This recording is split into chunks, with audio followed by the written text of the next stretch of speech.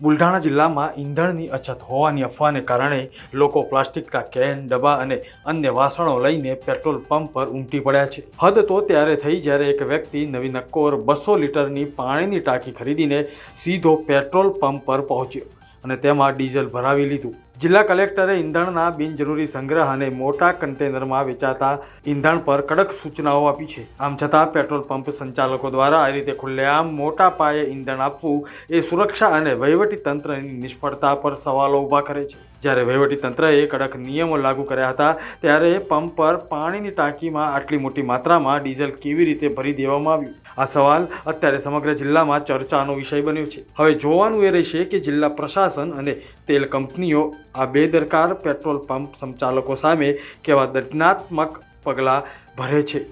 Bureau report, Mumbai સમાચાર।